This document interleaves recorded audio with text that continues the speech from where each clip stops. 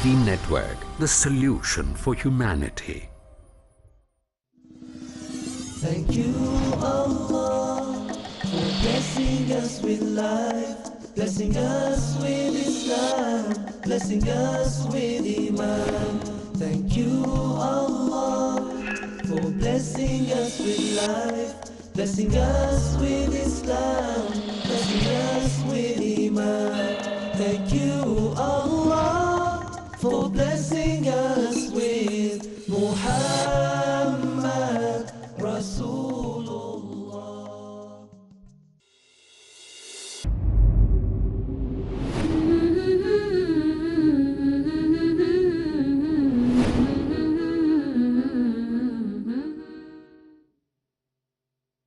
A'udhu billahi minash shaitanir rajim. Bismillahir Rahmanir Rahim. Wassalatu wassalamu ala Rasulullah Kareem wa alihi wa sahbihi wa sallam taslima amma ba'd. To proceed, we seek refuge in the accursed shaitan, the devil. We heap praise upon Allah subhanahu wa ta'ala. We ask Allah subhanahu wa ta'ala to bestow peace and blessings upon the Prophet Muhammad sallallahu alayhi wa sallam, and indeed all of those who followed in his righteous footsteps, including his companions, brothers and sisters. Assalamu alaikum wa rahmatullahi wa barakatuh. May the peace, blessings and mercy of Allah be upon you all. Today I will be continuing this is the second lecture on the etiquettes of the caller, the manners or the characteristics of the one who is calling humanity back to the righteous and true state of al-Islam, the submission to one creator, God, Allah subhanahu wa ta'ala.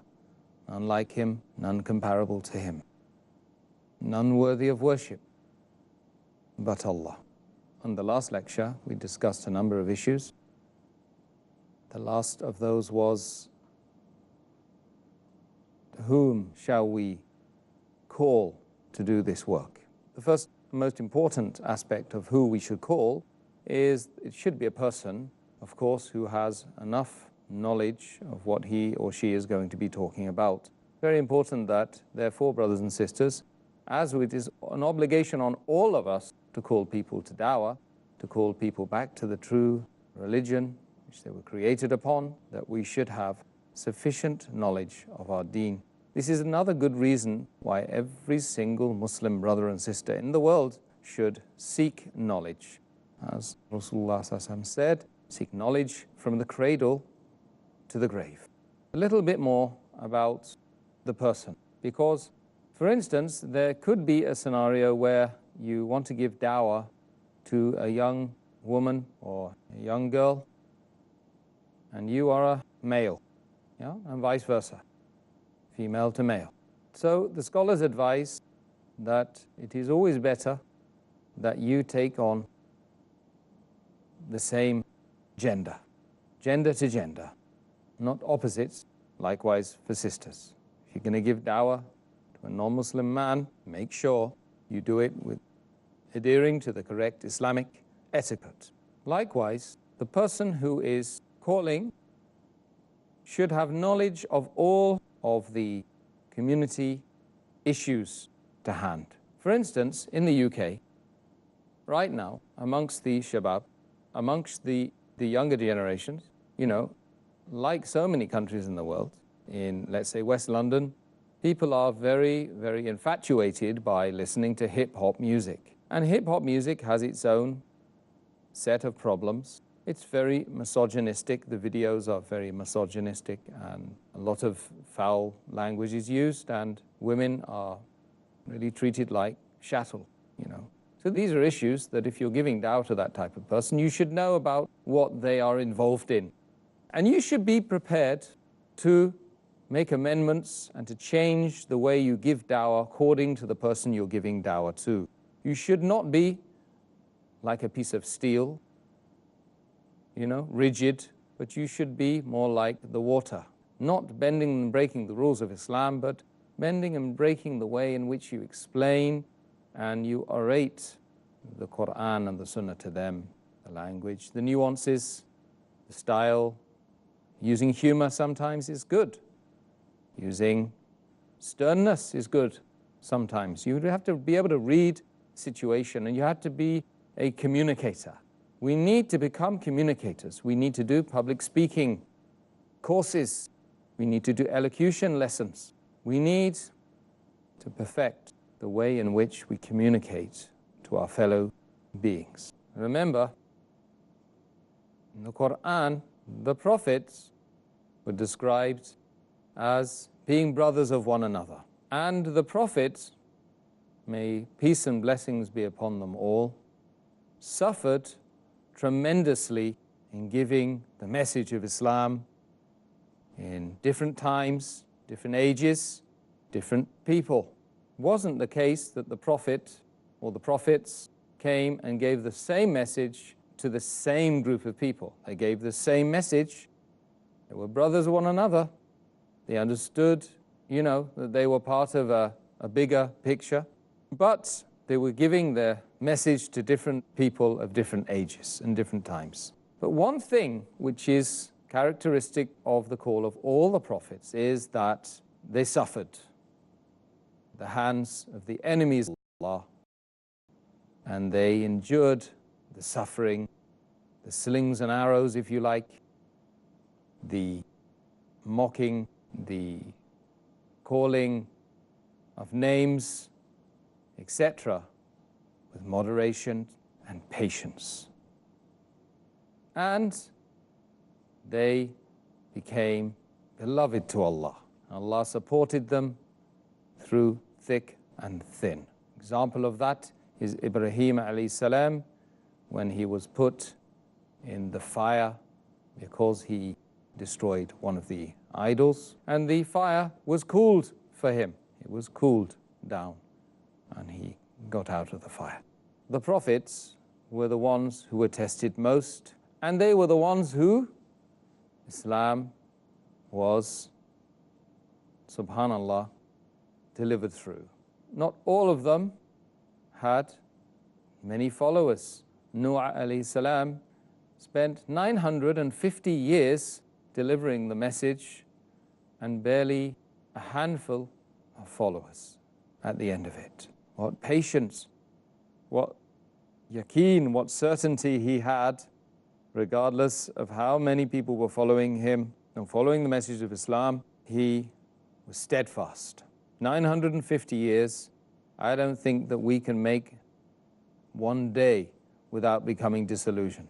So it is very, very important we take a leaf out of the prophets, the messenger's book, and we assume things should become difficult for us, and that when things seem to be going well, spanners can be thrown in the works quite easily. So don't forget this, brothers and sisters. It's not supposed to be easy. The world is not here for ease and relaxation and benefiting the soul and the desires. It is here so we can pass the message of Islam on to the people, so that we can worship Allah, so that we can, when we get tested, be patient, so that we can eventually end up in paradise as a result of all those things. The next thing which we should discuss is trusting in Allah. Now, the notion of trusting in Allah is something which unfortunately we often misunderstand. Remember that Allah is ultimately the one who owns the hearts. He's closer to us, all of us, regardless of race, color, culture, or creed, than our own jugular vein. So one has to understand, you have to have trust in Allah. And in one verse of the Quran, he says, with every difficulty, always comes ease. Always comes ease. You see? So when you are in situations of difficulty and you think that things are not going well, they can very, very quickly turn around, and within a twinkling of an eye, you might have a shahada on your hands, which is better for you than the red camels of the Arabian Peninsula, and I'm sure they were fruitful camels. You must remember to put all of your faith in Allah, You must remember to have yaqeen and certainty in the message that Allah subhanahu wa ta'ala has furnished you with, and Allah will do the rest. The success of the da'wah, of the calling, of the message has been promised by Allah if only you adhere to the correct rules and regulations and stipulations from the Prophet Muhammad sallallahu alaihi wasallam and all of his companions, indeed. The book of Allah, of course, we know will remain until it is decreed by Allah that it is no longer required, or that the Day of Judgment is going to be established and we are resurrected to our Lord. And also, just to remind you that Allah says in one verse of the Quran, Surah 41, verse 53, that I will show them signs on the horizon and within themselves that they will know the truth, the haqq. So all of these things, you can see, first of all, they have the understanding of who they are and who Allah is, because it's been put inside them, and they declared they know who Allah is. Secondly, the da'wah will be supported. This is what Allah is saying. He promises it will be supported if we do the da'wah in the correct way. The third thing is that they frequently are receiving messages from the horizon, from within, inside and outside, that this is the haqq, it is the truth. So there's no reason, brothers and sisters, why we shouldn't be going out there and propagating the deen of Islam through correct and good speech to the people around us. We've got everything going for us. So brothers and sisters, we really do not have any excuses, as Allah subhanahu wa ta'ala is going to be very, very supportive when we get up and deliver the message. Brothers and sisters, we'll see you after the break. Assalamu alaikum.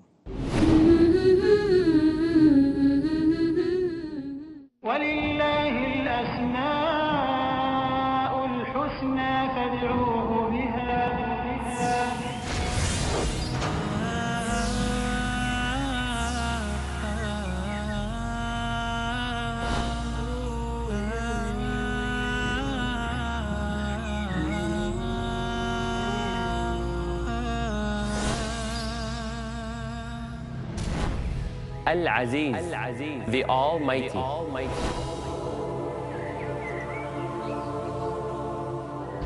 Al-Wadud, the All-Loving.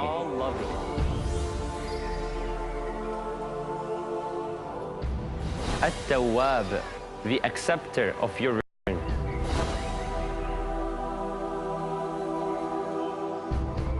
Al-Razzaq, the Provider.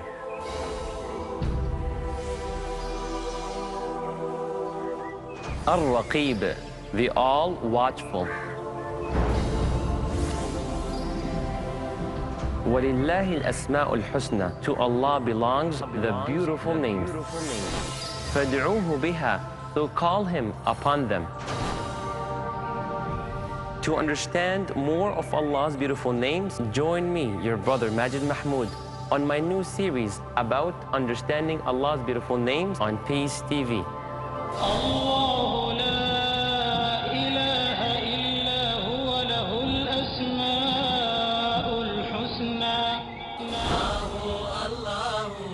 Don't miss the chance to comprehend the seamless explanation of Allah's beautiful names in Understanding Allah's Beautiful Names.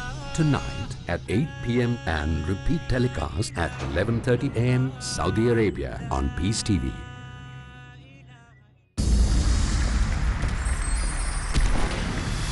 Assalamu alaikum wa rahmatullahi wa barakatuh. We're here for a new series called Quest for Umrah. Questions significant, participants talented. The team that wins this quest will be going to Umrah. But this quest is not going to be easy. In a quiz show, very informative. The topics will include history, Quran, and Seerah, the life of the Prophet ﷺ. Ridwan Shamil. Let's see who will reach the end. witness this unique interactive program to expand your awareness about Islamic civilization and history in Quest for Umrah, tomorrow at 5 p.m. and repeat telecast at 3:30 a.m. Saudi Arabia on Peace TV.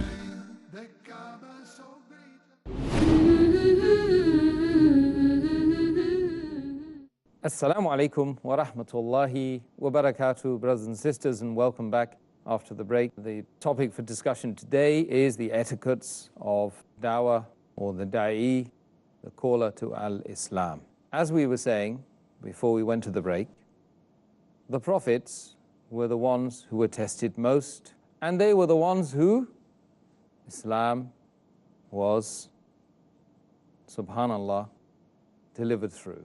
Not all of them had many followers.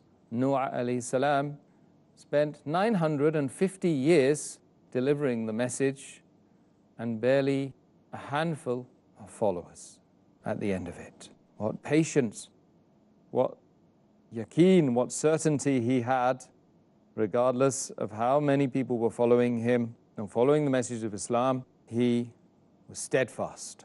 950 years. I don't think that we can make one day without becoming disillusioned. So it is very, very important we take a leaf out of the prophets, the messengers' book, and we assume things should become difficult for us, and that when things seem to be going well, spanners can be thrown in the works quite easily. So don't forget this, brothers and sisters. It's not supposed to be easy. The world is not here for ease and relaxation and benefiting the soul and the desires. It is here so we can pass the message of al-Islam on to the people, so that we can worship Allah, so that we can, when we get tested, be patient, so that we can eventually end up in paradise as a result of all those things. The next thing which we should discuss is trusting in Allah. Now, the notion of trusting in Allah is something which unfortunately we often misunderstand. Remember that Allah is ultimately the one who owns the hearts. He's closer to us, all of us, regardless of race, color, culture, or creed, than our own jugular vein. So, one has to understand you have to have trust in Allah, and in one verse of the Quran, he says, with every difficulty, always comes ease. Always comes ease. You see? So when you are in situations of difficulty and you think that things are not going well, they can very, very quickly turn around, and within a twinkling of an eye, you might have a shahada on your hands, which is better for you than the red camels of the Arabian Peninsula, and I'm sure they were fruitful camels. You must remember to put all of your faith in Allah. You must remember to have yaqeen and certainty in the message that Allah subhanahu wa ta'ala has furnished you with, and Allah will do the rest. The success of the dawah, of the calling, of the message has been promised by Allah if only you adhere to the correct rules and regulations and stipulations from the Prophet Muhammad sallallahu alaihi wasallam and all of his companions, indeed. The book of Allah, of course, we know will remain until it is decreed by Allah that it is no longer required, or that the day of judgment is going to be established and we are resurrected to our Lord. And also, just to remind you that Allah says in one verse of the Quran, Surah 41, verse 53, that I will show them signs on the horizon and within themselves, that they will know the truth, the haqq. So all of these things, you can see, first of all, they have the understanding of who they are and who Allah is, because it's been put inside them, and they declared they know who Allah is. Secondly, the dawah will be supported. This is what Allah is saying. He promises it will be supported if we do the dawah in the correct way. The third thing is that they frequently are receiving messages from the horizon, from within, inside and outside, that this is the haqq, it is the truth. So there's no reason, brothers and sisters, why we shouldn't be going out there and propagating the deen of Islam through correct and good speech to the people around us. We've got everything going for us. So brothers and sisters, we really do not have any excuses, as Allah subhanahu wa ta'ala is going to be very, very supportive when we get up and deliver the message. Another aspect of the nature of the caller is that he perfects his intentions, his or her intention. The niyyah, the intention, has to be clear and clean. You should wish ardently that that person should become a Muslim you are talking to.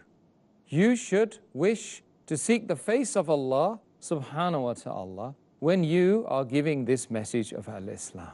And remember that when you are in a group of people and you are giving dawah to a person who isn't from within that group, and you have a knowledge which Allah has given you, bestowed upon your heart, remember, you may enter a dangerous realm. And that realm is al-riya. Al-riya is described as showing off.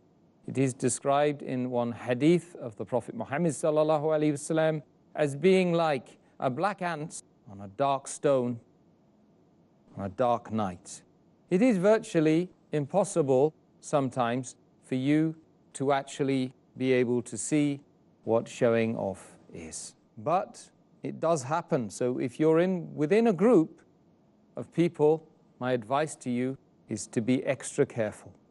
Or pull them away from the group and advise them to sit down in a quiet place and give the dawah like this. It's happened to me many times, and I advise you, brothers and sisters, that sometimes it becomes a little bit like an exhibition, and it's not right. The question is, as I think we've already addressed earlier on, is where does the guidance come from?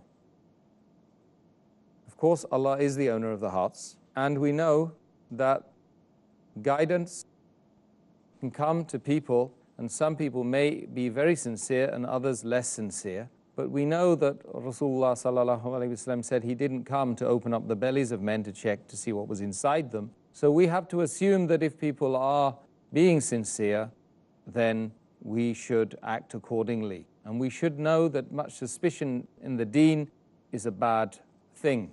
Although latterly to these days and many, many other times in ages during the time of the Prophet Muhammad sallallahu alaihi wasallam, he knew who the munafiqun were.